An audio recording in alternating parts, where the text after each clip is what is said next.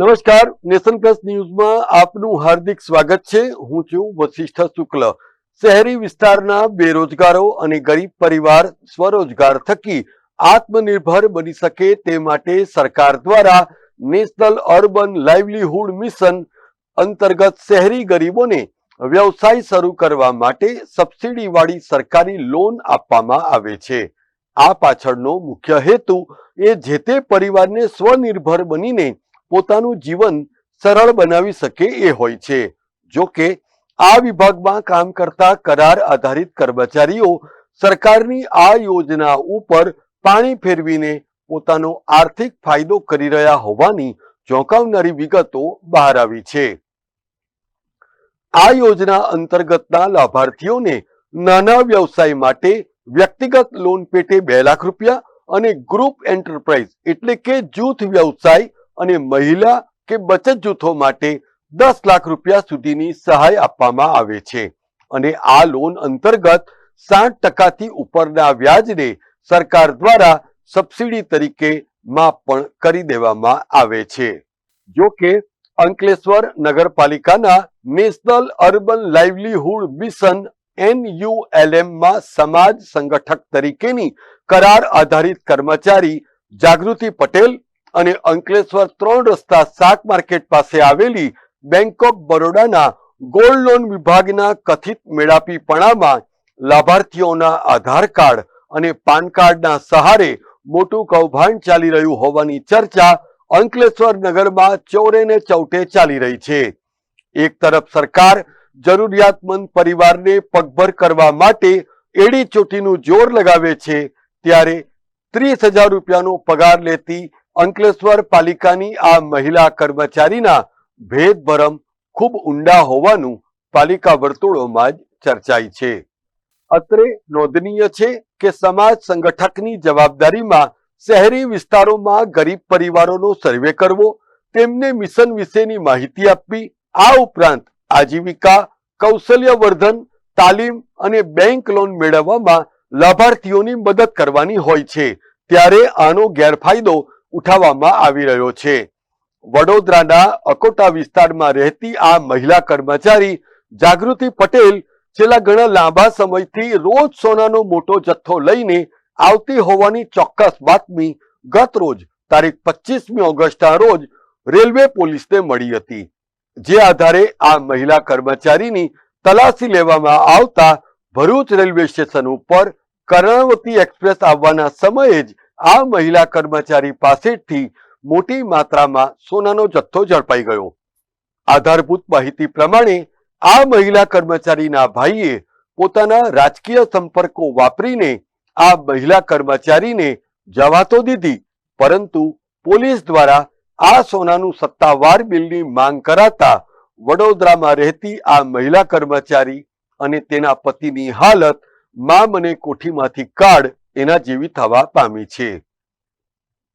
દર્શક મિત્રો, ડ્રાઇવિંગ કરીને પેટીયું રડતો આ મહિલા કર્મચારીનો પતિ ચોક્કસપણે કોઈ ગેરકાનૂની ખેલમાં રત હોવાનું પણ ચર્ચાય છે, કારણ કે જે માત્રામાં સોનાની હેરાફેરી થઈ રહી છે એ કોઈની પણ સમજની બહાર છે। NUMLના લાભાર્થીઓને લોન મંજૂર કરાવવાના બહાને વારંવાર બેંક ઓફ બરોડાની 3 રસ્તા પાસે આવેલી બ્રાન્ચમાં આવન જાવન કરતી આ મહિલા દ્વારા છેલ્લા 1 વર્ષમાં જેટલી પણ ગોલ્ડ લોન રહસ્યમય ઢબે પાસ કરાવવામાં આવી છે એની વિજિલન્સ ઇન્ક્વાયરી થવી જોઈએ એ જરૂરી છે, કારણ કે ઓડિટ વિભાગની આપત્તિ પછી બેંક ઓફ બરોડાના ગોલ્ડ લોન વિભાગના કર્મચારીની અંકલેશ્વરથી હાંસોટ બદલી પણ કરી દેવામાં આવી હોવાનું ખુલ્યું છે। ત્યારે વારંવાર ખાડી દેશોની મુલાકાત લેતો આ મહિલાનો પતિ શું સોનાની દાણચોરીમાં સંડોવાયેલો છે કે કેમ એ પણ એજન્સી માટે સૂચક સંકેત છે। આધારભૂત માહિતી પ્રમાણે વડોદરાના અકોટા વિસ્તારમાં પાનની દુકાન ચલાવતા મુકેશ માકડિયાની 25 લાખ રૂપિયાની લોન પાસ પણ થઈ ગઈ, જે રહે છે વડોદરામાં, પરંતુ લોન મંજૂર થઈ અંકલેશ્વર બેંક ઓફ બરોડાની એ જ 3 રસ્તા બ્રાન્ચમાંથી। વિચાર કરો, જેના નામ ઉપર લોન મંજૂર થઈ એણે કોલેટરલ ગેરંટી તરીકે શું આપ્યું? માત્ર ચેક। એટલે આનાથી સ્પષ્ટ થાય છે કે કથિત રીતે આ દંપતી પાસે આવતું સોનું ક્યાં તો ગેરકાનૂની છે, અધિકૃત દસ્તાવેજો બીજાના છે અને લોનની ગેરંટી પેટે આ સોનું મૂકીને ખેલ કરાઈ રહ્યો છે, જેની ઉચ્ચ સ્તરીય હવે તપાસ થવી અત્યંત જરૂરી છે. તમે શું કરો છો વ્યવસાય? પાનની દુકાન છે. ઓકે, તો તમે પેલા જાગૃતિબેન પટેલને ઓળખો છો? હા હા, એ કોણ થાય તમારા? મેં લોન લીધેલી છે ભગવાન. તમારા નામ ઉપર? હા હા. કેટલાની લોન છે તમારી? 25 લાખની. અચ્છા, અને એ શેના માટે લોન લીધી છે? બિઝનેસ માટે લીધી હતી શેઠ. તમારા? હા હા. બરાબર. તો આ જે ડોક્યુમેન્ટ એટલે ક્યાંથી લોન લીધી છે તમે? અંકલેશ્વરથી. અંકલેશ્વર. અને કઈ બેંક? બેંક તો શેઠ મારે કાગળમાં જોવું જોઈએ શેઠ. અને આ ક્યારે ક્યારે મંજૂર થઈ 25 લાખની લોન? 4-5 મહિનાથી આવી, 4 મહિનાથી આવી છે. બરાબર. હું બહારથી અહીંયા ધંધો માટે આવ્યો હતો, એ મારા રિલેટિવમાં હતા, એટલે મારે બિઝનેસ કરવો હતો એટલે મેં લોન લીધેલી છે. બરાબર. અને એ અંકલેશ્વર બેંક ઓફ બરોડામાંથી લોન થઈ ને તમારી? હા, બેંક ઓફ બરોડામાં છે. અને આ કયા વિભાગમાં? એનયુએમએલ માંથી થઈ? શેઠ એ વિભાગની ને એની મને બહુ ખબર ના પડે, હું એટલું ભણ્યો નથી, મને બહુ ખબર ના હોય. ઓકે, એવું તો તમે ગેરંટી શું આપી? હે, આ લોન તમારી 25 લાખની મંજૂર થઈ, એની સામે ગેરંટી શું આપી તમે? મેં મારા ચેક ની બધું આપ્યું સર. નહીં, એ તો હું સમજી ગયો, પણ ચેક કેટલાના, કોને કેટલાના ચેક આપ્યા તમે આ બધા? 2 ચેક છે, હું તમને શોપ ઉપર જઈને કોલ કરું. હા, મને કરો. બરાબર. એનું કારણ છે કે તમે આ લોન તમારા વ્યવસાય માટે લીધી છે ને? હા હા. તો આ તમારે પાનનો એટલે પાનની દુકાન કરો છો તમે? હા, પાનની દુકાન છે. કયા વિસ્તારમાં? Akota stadium, copy road. બરાબર. તો તમે નવી દુકાન બનાવી રહ્યા છો? હા, દુકાન 2-2.5 વર્ષથી ચાલુ છે. બરાબર. તો 25 લાખમાં તમારે આ હપ્તો કેટલો આવે છે? હપ્તો હપ્તો એ રીતે નથી ને, વર્ષ દીમાં કઈક ભરવાનું છે એવું કઈક છે. બરાબર. અને આમાં કમિશન કેટલું આપ્યું તમે? ના, કમિશન સેટ કઈ નથી આપ્યું. બરાબર. અને એમનો હસબન્ડ શું કરે છે? એમનો હસબન્ડ ટુરિસ્ટ નું કરે છે. શું નામ છે એમનું? સંકેત પટેલ. દર્શક મિત્રો, અમે આ સંપૂર્ણ ખેલ વિશેની સાચી હકીકત જાણવા માટે માસ્ટર માઇન્ડ એવી જાગૃતિ પટેલનો પણ સંપર્ક કર્યો. જાગૃતિ પટેલે રેલવે સ્ટેશન ઉપર પોલીસ દ્વારા સોનાના બિલની માંગ કરાઈ હોવાનું તો સ્વીકાર્યું, પરંતુ નેશન પ્લસ ન્યૂઝની વધુ પૂછપરછમાં તેણે જણાવ્યું કે ગાડી સાઈડ ઉપર મૂકીને તે ફોન કરે છે.